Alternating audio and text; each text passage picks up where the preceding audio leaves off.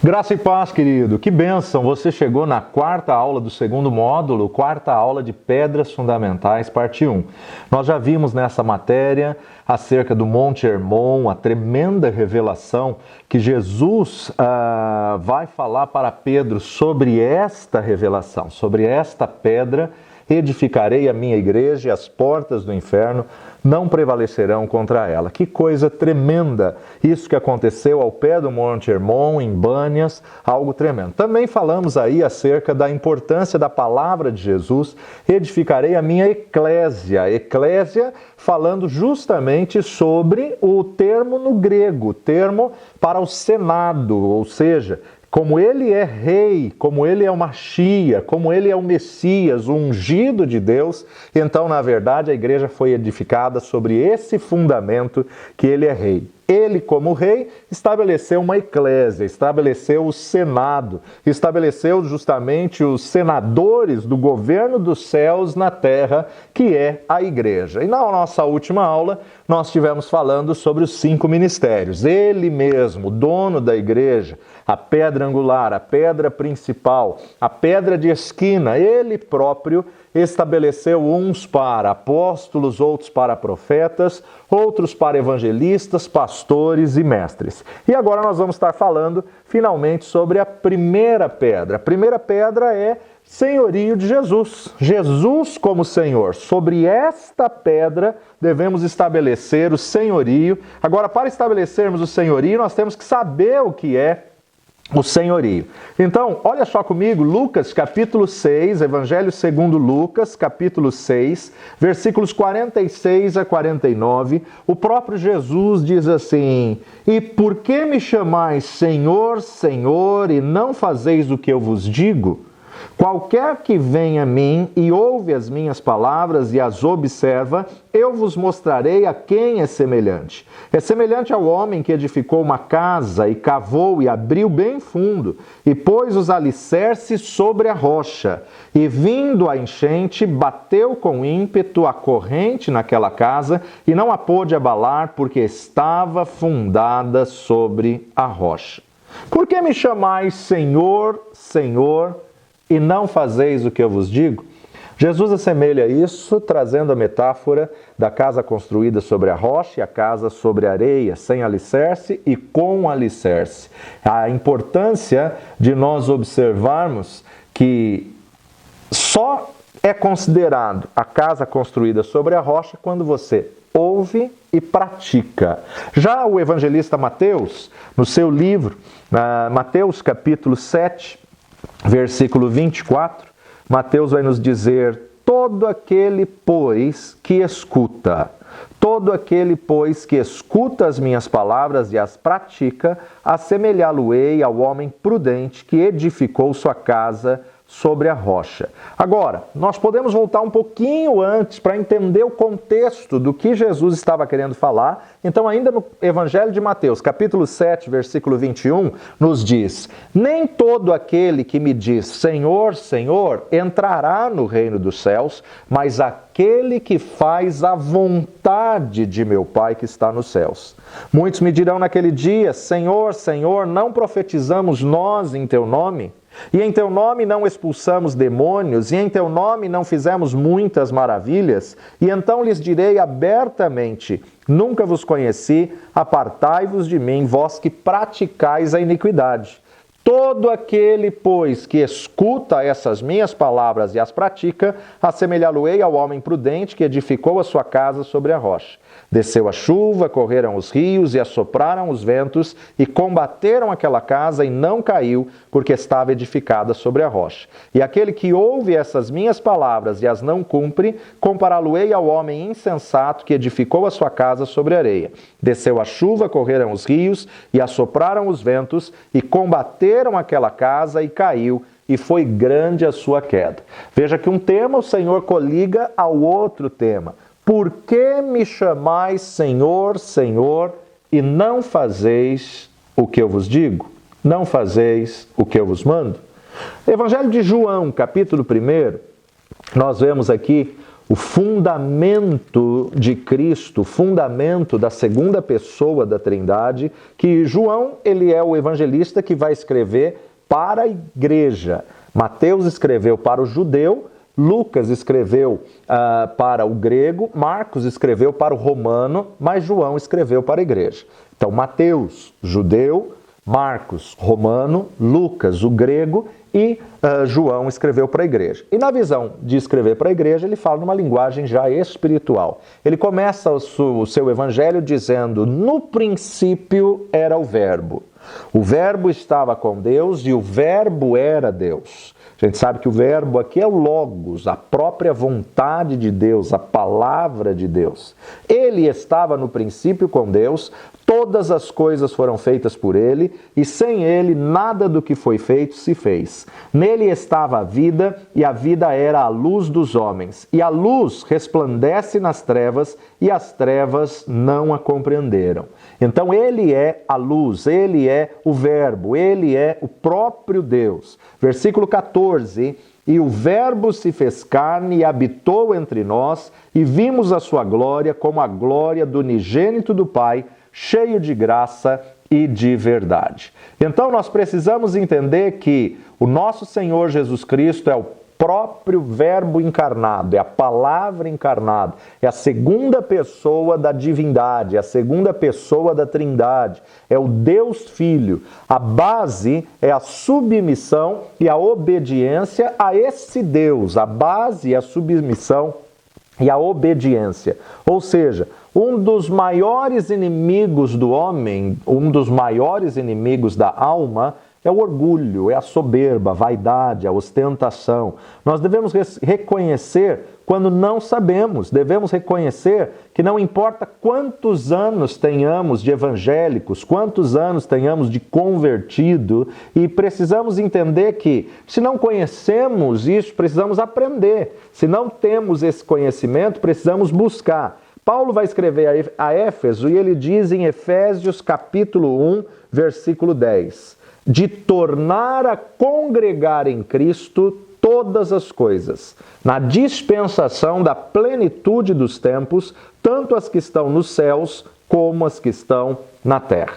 A vontade de Deus é de tornar a convergir, de tornar a congregar. O plano de Deus sempre foi trazer tudo sob o senhorio de Jesus, debaixo da autoridade, sob a cobertura da autoridade de Cristo Jesus. A vontade de Deus é tornar a convergir, voltar a congregar em Cristo todas as coisas. Então, em todas as coisas, Jesus Cristo tem que ter a preeminência. Em todas as coisas, ele tem que ter a primazia. Ou seja, ele é Senhor. Senhorio, eu me submeto àquele que é dono. E nele tem que convergir todas as coisas, porque dele, por ele, para ele, são todas as coisas.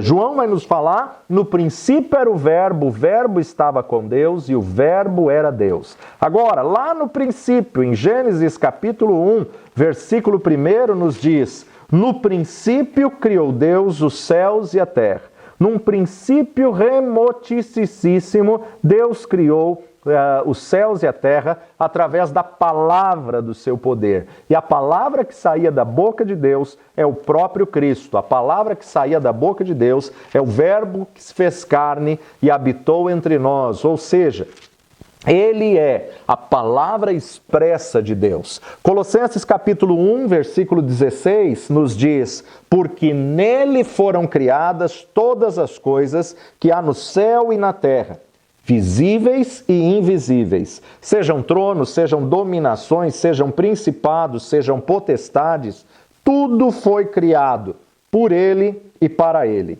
E ele é antes de todas as coisas, e todas as coisas subsistem por ele. E ele é a cabeça do corpo da igreja, é o princípio, o primogênito dentre os mortos, para que em tudo tenha preeminência. Então, todas as coisas foram feitas por ele, sem ele, nada do que foi feito se fez. Isso é um mistério de Deus, né? Deus falou, haja luz. Deus disse, haja separação. Deus liberou tudo que Deus falou em Gênesis capítulo 1 era verbo, verbo, verbo. E João vem e vai falar, no princípio era o verbo. O verbo, a palavra que saiu da boca de Deus. Agora nós temos que trabalhar para que todas as coisas voltem a congregar, a convergir em Cristo. Seja ministério, seja casamento, seja família, seja filhos, seja finanças, seja férias, seja saúde, seja o serviço, seja o namoro, seja o estudo ou seja a igreja, tudo tem que voltar a convergir em Cristo. O salmista vai declarar no Salmo 138, versículo 2: inclinar-me-ei para o teu santo templo e louvarei o teu nome pela tua benignidade, pela tua verdade, pois engrandecestes a tua palavra acima de todo o teu nome.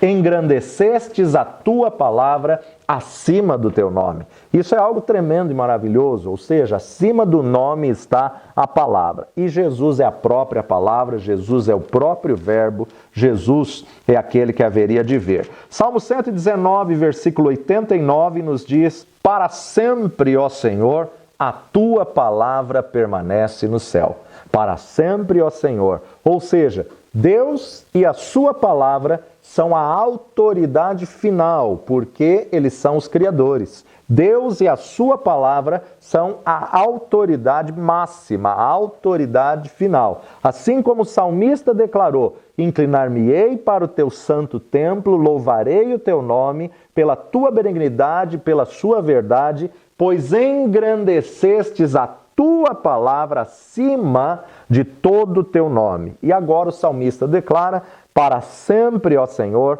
a tua palavra permanece no céu. O Criador sempre tem autoridade sobre a criação. Aquele que cria tem autoridade sobre aquilo que ele criou, sobre o objeto criado. Romanos capítulo 9, carta de Paulo aos Romanos capítulo 9, versículo 19 nos diz assim: dir-me-ás então, por que se queixa ele ainda? Porquanto, quem resiste à sua vontade? Mas, ó homem, quem és tu que a Deus replicas? Porventura a coisa formada dirá ao que a formou: por que me fizestes assim? Ou não tem o oleiro poder sobre o barro, para da mesma massa fazer um vaso para honra e outro para desonra? Então, como Criador, Jesus tem que ser o dirigente, Jesus tem que ser a autoridade, Jesus quer ser Senhor. 1 de Samuel, capítulo 2, primeiro livro de Samuel, capítulo 2, versículos 12 e 13. Eram, pois, os filhos de Eli, filhos de Belial, e não conheciam o Senhor. Porquanto o costume daqueles sacerdotes com o povo era que, oferecendo a alguém algum sacrifício, vinha o moço do sacerdote e, estando-se cozendo a carne, com um garfo de 3 dentes em sua mão, e dava com ele na caldeira, ou na panela, ou no caldeirão, ou na marmita, e tudo quanto o garfo tirava, o sacerdote tomava para si. Assim fazia a todo Israel que ia ali a Siló. Nós vemos aqui os filhos de Eli, os filhos do sacerdote Eli, se desviaram e fizeram o que era mal aos olhos do Senhor, mas o texto está nos dizendo que eles não conheciam a Deus. Eram filhos do sacerdote, viviam no tabernáculo, viviam na casa de Deus, mas não conheciam o Deus da casa. Infelizmente, ainda hoje, nós temos muitos sacerdotes, muitos líderes, que embora estejam até ministrando dentro da casa de Deus, ainda não conhecem o Senhor da casa. Muitas pessoas que, como o próprio Samuel, Samuel, quando ele foi entregue ao sacerdote Eli pela sua mãe Ana, você sabe da história, ele começou a crescer ali dentro da casa do Senhor, ele servia ao Senhor, ele se dedicava ao Senhor, mas ele ainda não conhecia o Senhor da casa. Olha só, 1 de Samuel, capítulo 2, versículo 35 e 36. E eu suscitarei para mim um sacerdote fiel, que procederá segundo o meu coração e a minha alma, e eu nele e eu lhe edificarei uma casa firme e andará sempre diante do meu ungido. E será que todo aquele que ficar de resto da casa virá, inclinar-se-á diante dele, por uma moeda de prata ou por um bocado de pão, e dirá: rogo-te que me admitas a algum ministério sacerdotal para que possa comer um pedaço de pão. Então nós observamos aqui que na verdade havia uma palavra de Deus que o Senhor iria levantar um sacerdócio real, porque o sacerdócio anterior tinha se tornado um sacerdócio maligno. Ofni e Finéias fizeram coisas que eram abomináveis aos olhos do Senhor, e embora fossem filhos do sacerdote, eles na verdade perderam essa oportunidade de ter um sacerdócio aprovado e se tornaram um sacerdócio maligno. Por isso o texto nos diz, filhos de Belial. Agora, Deus está dizendo que levantará um sacerdócio fiel. Deus está dizendo que levantará um sacerdócio real. Ou seja, quem não for chamado por Deus, quem não for levantado por Deus, leva para a igreja restos, leva para a igreja coisas mortas, faz as coisas de qualquer jeito, prega de qualquer maneira, não fala e não prega pelo Espírito. Infelizmente, nós temos visto muitas pessoas que são tidas como sacerdotes dos dias de hoje, entre aspas, que na verdade estão como sacerdotes malignos, filhos de Belial, mas estão dentro do templo, estão dentro da casa do Senhor, mas a grande verdade é que um sacerdote maligno só produz morte, um sacerdote maligno só produz catástrofe, desastre. Tanto é que Ofni e Finéias pediram para trazer a arca como um amuleto para colocar diante da batalha dos filisteus, e a arca foi levada, mataram Ofni, mataram Finéias, e o povo de Israel perdeu a batalha. Um que chega correndo e vai dizer para o sacerdote Eli: olha, seus filhos estão mortos. E ele pergunta: e a arca? A arca foi levada, e naquele momento a esposa de um deles vai dar à luz, e ela diz: coloque o nome no menino de Icabod. Foi-se a glória foi-se embora. Ela deu à luz, nasceu uma criança em que o nome dele determina um tempo em que a glória tinha ido embora, e na verdade ela morre. E aí nós observamos que o Senhor, desde este momento, já fala que iria levantar um sacerdócio real. Bem verdade que o texto está falando acerca do ministério do profeta Samuel, um profeta irrepreensível, um profeta que vai resgatar, um profeta que vai restaurar a unção profética. Porém, nós observamos que esse texto também é profético acerca da vinda do Senhor Jesus Cristo, uma cristofania, quando o Senhor quer levantar um sacerdócio real. Então precisamos ver agora o plano de salvação. Paulo vai entender muito bem essa questão de senhorio, essa questão de submissão e obediência. Quando ele está escrevendo aos irmãos de Roma, quando ele está escrevendo a carta aos Romanos, no capítulo 10, Paulo vai nos dizer, a partir do versículo 8, Romanos 10, 8, mas que diz: a palavra está junto de ti, na tua boca e no teu coração. Esta é a palavra da fé que pregamos, a saber, se com a tua boca confessares ao Senhor Jesus, se com a tua boca confessares ao Senhor Jesus, e em teu coração creres que Deus o ressuscitou dos mortos, serás salvo.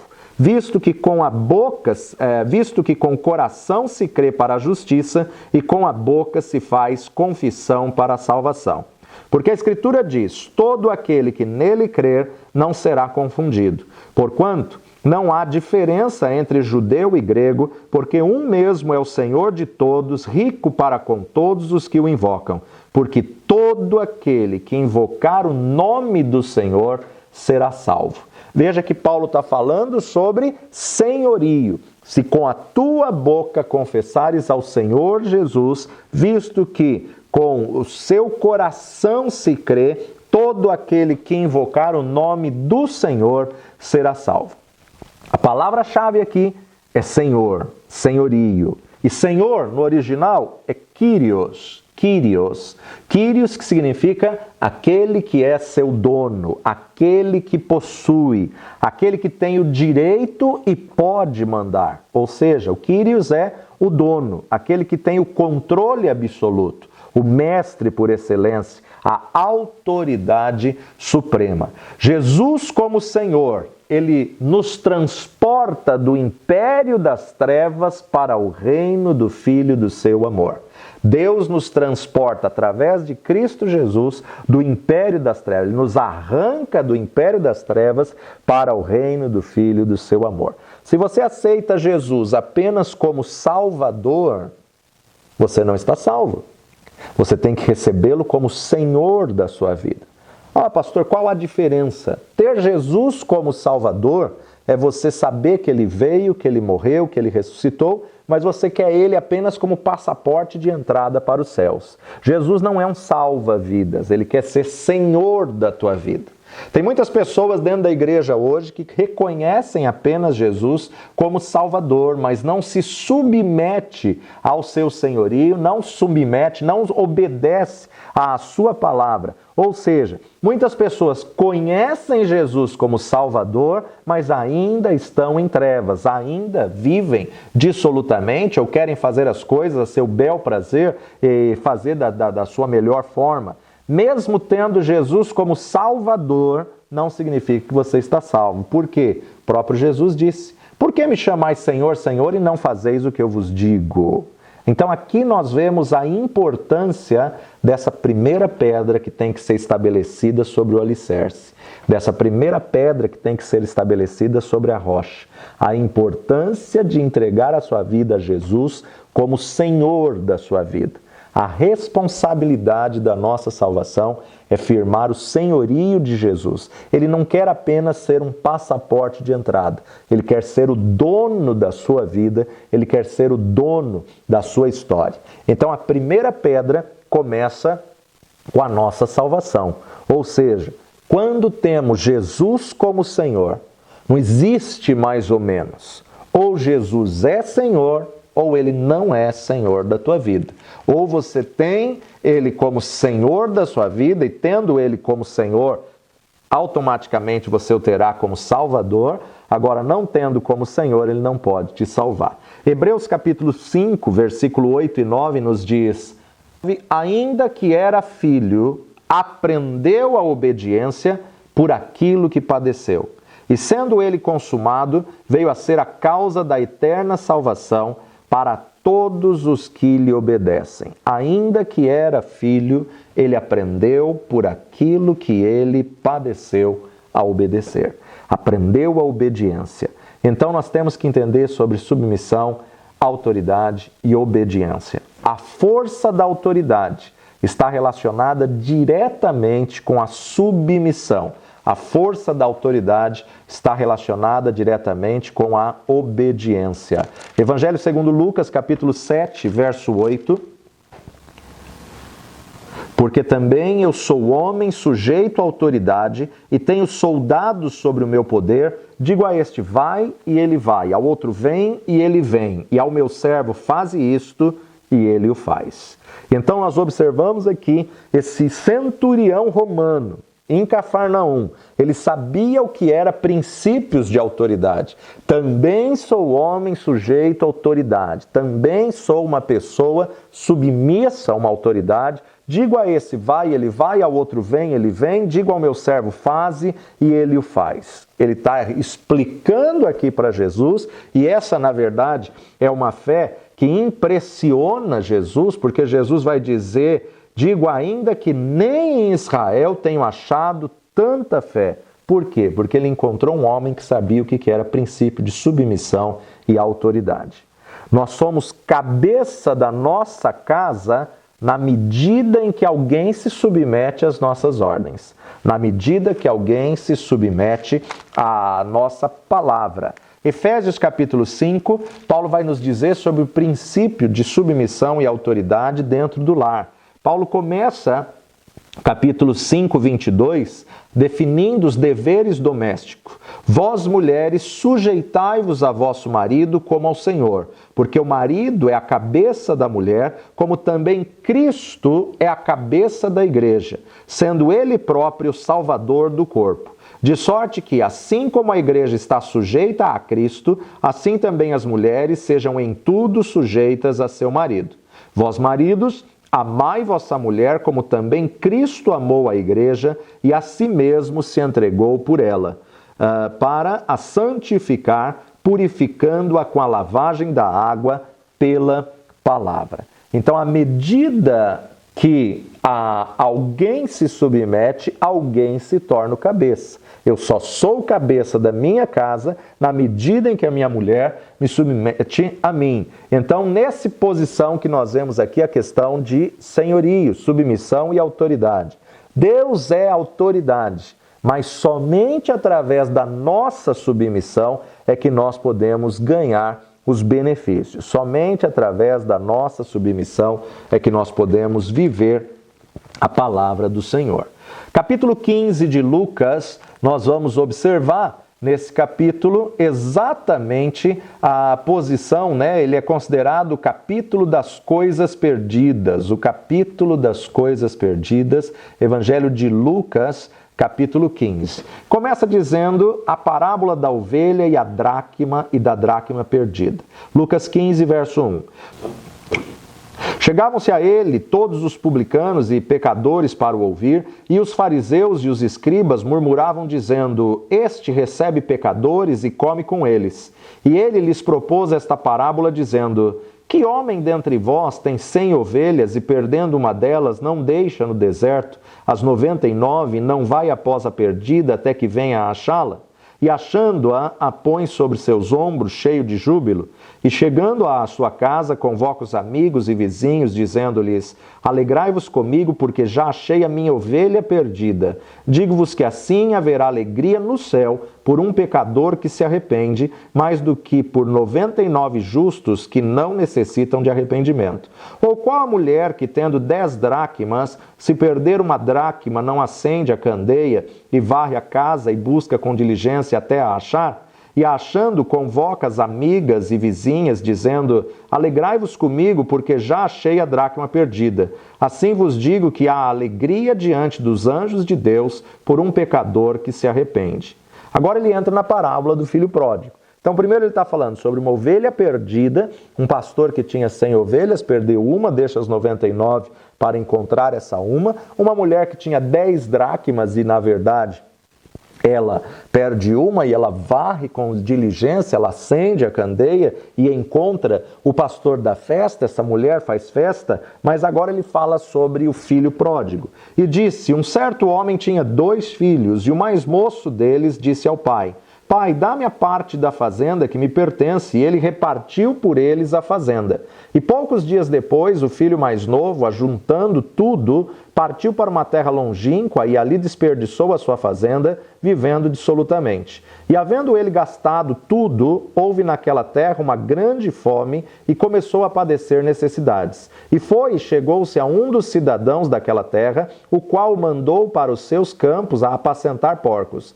E desejava encher o seu estômago com as bolotas que os porcos comiam, e ninguém lhe dava nada. E caindo em si, disse: Quantos trabalhadores de meu pai têm abundância de pão e eu aqui pereço de fome? Levantar-me-ei e irei ter com meu pai e dir-lhe-ei: Pai, pequei contra o céu e perante ti, já não sou digno de ser chamado teu filho. Faz-me como um dos meus trabalhadores. E levantando-se, foi para o seu pai, e quando ainda estava longe, viu o seu pai e se moveu de íntima compaixão. E correndo, lançou-se-lhe ao pescoço e o beijou. E o filho lhe disse: Pai, pequei contra o céu e perante ti, e já não sou digno de ser chamado teu filho. Mas o pai disse aos seus servos: Trazei depressa a melhor roupa, e vesti-lhe e ponde-lhe um anel na mão e sandálias nos pés. E trazei o bezerro cevado e matai-o, e comamos e alegremo-nos, porque este meu filho estava morto e reviveu, porque tinha se perdido e foi achado, e começaram a alegrar-se. E o seu filho mais velho estava no campo, e quando veio e chegou perto de casa, ouviu a música e as danças, e chamando um dos servos, perguntou-lhe que era aquilo. E ele lhe disse: Veio teu irmão e teu pai matou o bezerro cevado, porque o recebeu são e salvo. Mas ele se indignou e não queria entrar, e saindo o pai, instava com ele. Mas respondendo ele, disse ao pai: Eis que te sirvo há tantos anos sem nunca transgredir o teu mandamento, e nunca me destes um cabrito para me alegrar com os meus amigos. Vindo, pois, este teu filho, que desperdiçou a tua fazenda com as meretrizes, mataste-lhe o bezerro cevado.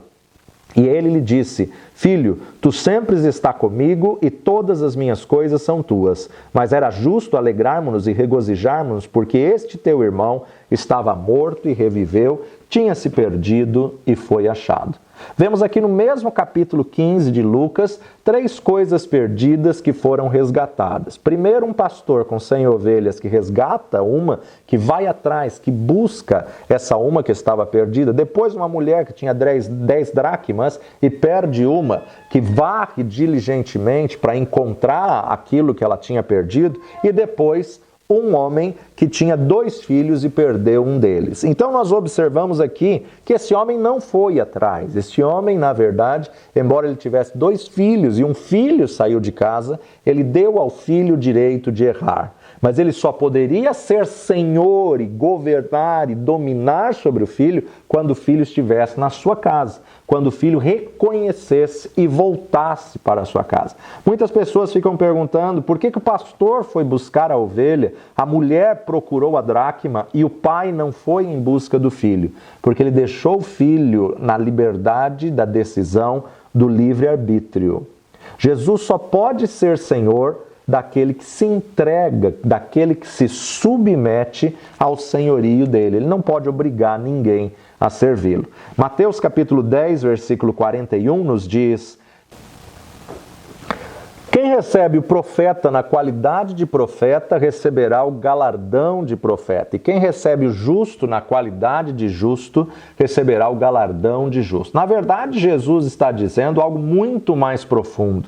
Quem recebe a pessoa no ofício que ela tem vai ser abençoada pelo ofício que ela exerce. Ou seja, se a pessoa recebe o apóstolo na qualidade de apóstolo, ela vai receber o fundamento apostólico. Se a pessoa recebe o profeta na qualidade de profeta, ela vai receber a direção, a estratégia que o profeta tem a entregar. Se a pessoa recebe o evangelista na qualidade de evangelista, ela vai ser alcançada pelo amor de Deus. Se a pessoa recebe o pastor na qualidade de pastor, ela vai ser pastoreada. E se a pessoa recebe o mestre na qualidade de mestre, ela vai receber a recompensa do aprendizado. Então, quando você recebe uma pessoa no ofício que ela tem, você vai ser beneficiado, você vai receber galardão, recompensa. Você vai receber o que a pessoa exerce como chamado, como ministério. O senhorio de Jesus é nós entendermos que ele é a pedra fundamental, ele é a pedra de esquina, e eu firmar sobre essa pedra a submissão e obediência incondicional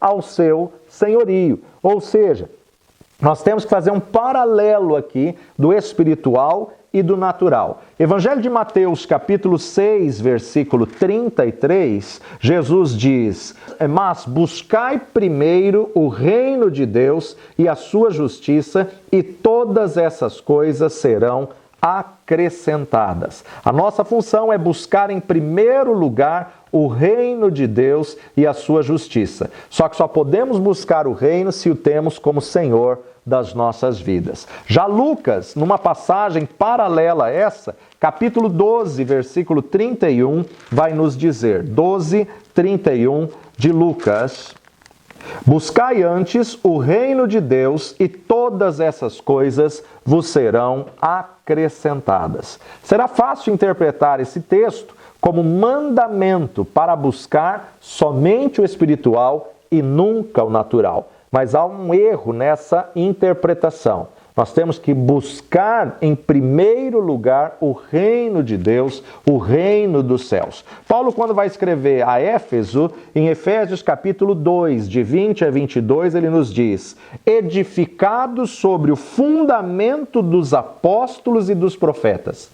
Apóstolos e profetas dão fundamento. Apóstolos e profetas, patente direita, alicerce. Edificados sobre o fundamento dos apóstolos e profetas de que Jesus Cristo é a principal pedra de esquina, é a principal rocha, no qual todo edifício bem ajustado cresce para templo santo no Senhor, no qual também vós juntamente sois edificados para a morada de Deus no Espírito. Não basta apenas saber que Ele é Salvador, não basta apenas saber que Ele é Deus, o Verbo encarnado, que Ele é o Filho de Deus, que veio a esse mundo, se fez homem, nós temos que entender que temos que nos submeter a esse senhorio, o senhorio de Jesus. Nós somos morada de Deus e para esse edifício ser bem ajustado, para isso nós temos que ter um bom fundamento. No Antigo Testamento, o Espírito Santo de Deus era só de visitação.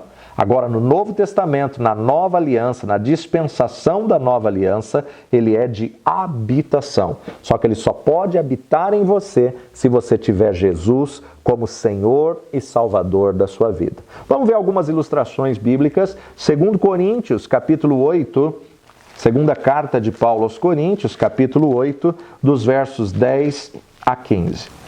E nisto dou o meu parecer, pois isto vos convém a vós, que desde o ano passado começastes, e não foi só praticar, mas também querer. Agora, porém, completai também o já começado, para que, assim como houve a prontidão de vontade, haja também o cumprimento segundo o que tendes. Porque se há prontidão de vontade, será aceita segundo o que qualquer tem, e não segundo o que não tem. Mas não digo isso para que os outros tenham alívio e vós opressão, mas para a igualdade, neste tempo presente, a vossa abundância supra a falta dos outros, para que também a sua abundância supra a falta vossa. Supra a vossa falta e haja igualdade. Como está escrito, o que muito colheu não teve de mais, e o que pouco não teve de menos. Nós observamos aqui Paulo colocando acerca da prontidão do ânimo, da prontidão da vossa vontade. 1 Coríntios, capítulo 9, versículo 11. Se nós vos semeamos as coisas espirituais, será muito que de vós recolhamos as carnais? Será muito que de vós colhamos as carnais? Mateus capítulo 14, versículo 16 a 19. Jesus, porém, lhes disse, não é mister que vão, dai-lhes vós de comer. Então eles lhe disseram, não temos aqui senão 5 pães e 2 peixes. E ele disse, trazei-mos aqui. Tendo mandado que a multidão se assentasse sobre a erva, tomou os 5 pães e os 2 peixes, e erguendo os olhos aos céus, os abençoou, e partindo os pães, deu-os aos discípulos, e os discípulos à multidão. Nós observamos aqui, Jesus não queria apenas servir as coisas carnais, as coisas espirituais. Ele não queria apenas dar um ensinamento, mas ele queria também alimentar o físico, alimentar o corpo. Então nós temos que ter espiritual e carnal, temos que ter a visão ampla. 1 de Reis, capítulo 17, 13 a 16. E Elias lhe disse, não temas, vai e faze conforme a tua palavra, porém faze disso primeiro para mim, um bolo pequeno e traze-mo para fora. Depois farás para ti e para o teu filho, porque assim diz o Senhor, Deus de Israel, a farinha da panela não se acabará e o azeite da botija não faltará, até o dia em que o Senhor dê chuva sobre a terra. Foi ela e fez conforme a palavra de Elias, e assim comeu ela e ele e a sua casa muitos dias, da panela a farinha se não acabou, e da botija o azeite não faltou, conforme a palavra do Senhor que falara pelo ministério de Elias. Essa mulher estava com uma necessidade, estava com a última refeição num período de crise, de seca, de escassez, porque o Senhor tinha retido a chuva. E Elias vai à casa dela e pede uma refeição. Ele pede algo natural, algo material, mas na verdade, quando ela se desprendeu e deu, ela destravou o espiritual. Quando ela se desprendeu e deu. Muitas pessoas acham que a oferta, o dízimo, é algo apenas físico, financeiro, é algo terreno, é algo humano. Mas não, é um tremendo engano pensar que dízimos e ofertas é uma coisa natural e uma coisa humana. Porque quem recebe, na verdade, o dízimo é o próprio Espírito Santo de Deus, é o próprio Deus que está nos céus, e através da tua obediência, da tua fidelidade, ele destrava coisas espirituais. Essa mulher deu a última refeição e da panela não faltou e da botija não secou o azeite até que Deus deu chuva sobre a terra. Precisamos firmar o senhorio de Jesus nas nossas vidas para entendermos a linguagem do reino. O que procuramos é o reino de Deus, é o reino de Cristo. Romanos capítulo 14, versículo 17, Romanos 14, 17, nos diz: porque o reino de Deus não é comida nem bebida, mas justiça e paz e alegria no Espírito Santo. O reino de Deus não é comida nem bebida, mas justiça, paz e alegria. O reino de Deus, o que nós procuramos, é também o lugar onde Cristo reina, o lugar aonde o nosso Senhor reina. Efésios capítulo 1, versículo 10, de tornar a congregar, convergir em Cristo todas as coisas na dispensação da plenitude dos tempos, tanto as que estão nos céus como as que estão na terra. Mateus capítulo 28, versículo 8, Mateus capítulo 28, versículo 18, nos diz: e chegando-se Jesus, falou-lhes dizendo: é-me dado todo o poder nos céus e na terra. É-me dado todo o poder nos céus e na terra. Ele recebe todo o poder e ele outorga, ele entrega, ele delega esse poder à sua igreja. Em meu nome expulsarão demônios, em meu nome falarão novas línguas, em meu nome se beberem alguma coisa mortífera. Então precisamos entender os ensinamentos de Jesus. Mateus capítulo 6, versículo 10, venha o teu reino, seja feita a tua vontade, tanto na terra como nos céus. Jesus ensinou a orar trazendo o reino dos céus para a terra. Por isso que no mesmo capítulo, no versículo 33, ele vai dizer: mas buscai primeiro o reino de Deus e a sua justiça, e todas essas coisas vos serão acrescentadas. Ele deve reinar em todas as áreas da nossa vida. Jesus não quer uma parte do seu coração, ele quer o seu coração como um todo. Não adianta você entregar a sua vida a Jesus como Senhor e Salvador só no domingo e durante a semana toda você viver a seu bel prazer dissolutamente. Não. Então vamos comigo para Atos dos Apóstolos, capítulo 17, versículo 28. Porque nele vivemos e nos movemos e existimos, como também alguns dos vossos poetas disseram, pois somos também sua geração. Então, em Romanos capítulo 10, versículo 9, Paulo já nos disse: a saber, se com a tua boca confessares ao Senhor Jesus e em teu coração creres que Deus o ressuscitou dos mortos, serás salvo. A importância de nós firmarmos o senhorio, nos submetermos à obediência desse senhorio. Colossenses capítulo 1, 18 nos diz: e ele é a cabeça do corpo da igreja, é o princípio e o primogênito dentre os mortos, para que em tudo tenha a preeminência. Em todas as coisas, nosso Senhor Jesus Cristo tem a primazia, tem a preeminência. Cristo reina sobre nós com sabedoria e com autoridade. Ele quer ser Senhor da tua vida natural, da tua vida espiritual. Ele quer ser Senhor de todas as coisas da tua vida. Isaías capítulo 5, versículo 23. Ai dos que justificam o ímpio por presentes e ao justo negam justiça. Ai dos que justificam o ímpio por presentes, mas ao justo negam justiça. Muitas pessoas, quando têm a consciência do senhorio de Jesus, questionam: e o livre-arbítrio? Onde fica o meu livre-arbítrio? O livre-arbítrio ficou quando você decidiu Jesus ser teu Senhor.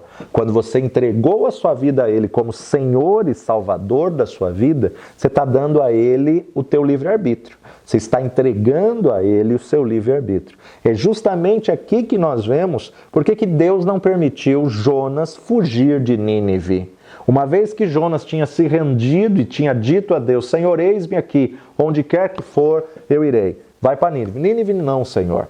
Você não pode dizer não quando você se submete ao senhorio naquilo que é a vontade do Pai, naquilo que é a vontade dele.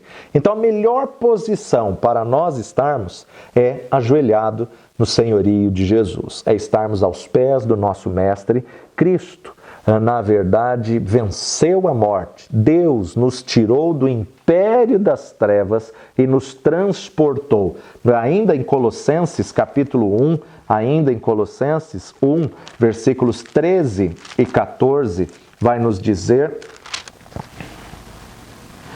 Ele nos tirou da potestade das trevas e nos transportou para o reino do Filho do seu amor, em quem temos a redenção pelo seu sangue, a saber, a remissão dos pecados, o qual é a imagem do Deus invisível, o primogênito de toda criação. Então, nós colocamos essa pedra do senhorio na salvação. Quando você ergue a sua mão e confessa Jesus como Senhor e Salvador da sua vida, dessa posição de ajoelhado, dessa posição de submissão, Deus nos translada, nos transporta do império das trevas para o reino do Filho do seu amor. Esse lugar ajoelhado de submissão é um lugar de escolha, é um lugar de decisão, é um lugar que você toma essa decisão no seu livre-arbítrio. Romanos capítulo 6, versículo 16 e 17. Não sabeis vós que a quem vos apresentardes por servos para lhe obedecer, sois servos daquele a quem obedeceis, ou do pecado para a morte, ou da obediência para a justiça. Mas graças a Deus que, tendo sido servos do pecado, obedecestes de coração à forma de doutrina a que fostes entregues. Então, na verdade, a quem você se submete, você se torna servo. Muitas pessoas acham que são livres quando podem fazer o que quiser e muitas vezes entram em pecados, entram em vícios, entram em práticas que não conseguem se libertar. E acham que são livres e ainda diz, não, quando eu quiser eu paro, mas nunca consegue parar porque se tornou escrava de um vício, se tornou escrava de uma prática, se tornou escrava de um pecado. Gálatas capítulo 5, versículo 1, estáis, pois, firmes na liberdade com que Cristo vos libertou e não torneis a meter-vos debaixo de um jugo da servidão. Estais, pois, firme na liberdade com que Cristo nos libertou, e não torneis a meter-vos debaixo do jugo da servidão. Nós temos que manter essa nossa posição perante Cristo. No momento em que nós nos levantamos dessa posição, nós saímos de um reino de justiça, paz e alegria no Espírito Santo. Então nós precisamos estar firmados nessa rocha, precisamos entender a pedra fundamental, a pedra de esquina é Jesus. Sobre esta pedra temos que estabelecer o fundamento do senhorio de Jesus. Deixa Ele ser Senhor da tua vida. Deixa Ele entrar na tua vida e ser Senhor na tua vida. Sem essas pedras, nós não podemos ser edificados, não podemos crescer como templo santo, porque são os fundamentos da doutrina de Cristo. A fé, ela sempre funciona, mas ela tem que ter um companheiro, a paciência. O próprio escritor de Hebreus, ele definiu isso em Hebreus capítulo 6, versículo 12 a 15. Para que vos não façais negligentes, mas sejais imitadores dos que, pela fé e paciência, herdam as promessas. Porque quando Deus fez a promessa a Abraão, como não tinha outro maior por quem jurasse, jurou por si mesmo, dizendo, certamente abençoando-te abençoarei, e multiplicando-te multiplicarei. E assim, esperando com paciência, alcançou a promessa. Abraão, desde o momento em que o Senhor falou com ele que ele teria um filho, que a sua descendência seria grande na terra, com 75 anos, esperou 25 anos para nascer o filho da promessa. Isaac nasceu, ele tinha 100 anos. Davi, 30 anos para assumir o trono em Jerusalém. José, 17 anos para o sonho se cumprir. Noé, 100 anos para vir o dilúvio e cumprir a palavra de Deus. Ainda o escritor de Hebreus, no capítulo 10, versículo 36, nos diz: porque necessitais de paciência, para que depois de haver desfeito a vontade de Deus, possais alcançar a promessa. Ou seja, a promessa existe, Deus vai fazer, mas você necessita de paciência com uma condição: depois de haver desfeito a promessa, depois de haver desfeito a vontade de Deus. Porque ainda um pouquinho de tempo e o que há de vir virá e não tardará. Mas o justo viverá da fé, e se ele recuar, a minha alma não tem prazer nele. Nós, porém, não somos daqueles que se retiram para a perdição, mas daqueles que creem para a conservação da alma. O escritor de Hebreus deixou bem claro para nós a importância de uma fé eficaz, de uma fé genuína, que tem que estar respaldada na palavra de Deus e aguardar com paciência. E aí ele começa a descrever o capítulo da galeria da fé. Eu quero ler só alguns versos para a gente encerrar, dos versos 9 a 13. Pela fé habitou na terra da promessa, como em terra alheia, morando em cabanas com Isaque e Jacó, herdeiros com ele da mesma promessa, porque esperava a cidade que tem fundamentos, da qual o artífice e construtor é Deus. Pela fé também a mesma Sara recebeu a virtude de conceber e deu à luz já fora da idade, porquanto teve por fiel aquele que lhe tinha prometido. Pelo que também de um, e esse já amortecido, descenderam tantos em multidão como as estrelas dos céus e como a areia inumerável que está na praia do mar. Todos estes morreram na fé, sem terem recebido as promessas, mas vendo-as de longe, e creram nelas, e abraçando-as, confessaram que eram estrangeiros e peregrinos na terra. Então nós observamos aqui, dentro desses textos de Hebreus, o fundamento de fé. Existe um fundamento fixo, uma rocha, existe uma pedra angular, a pedra de esquina, que é Jesus Cristo. Ninguém pode pôr outro fundamento. Agora, nós temos que colocar o alicerce, as sapatas, entre a rocha e o prédio que vai ser edificado. Existem esses fundamentos que nós estamos chamando de pedras fundamentais.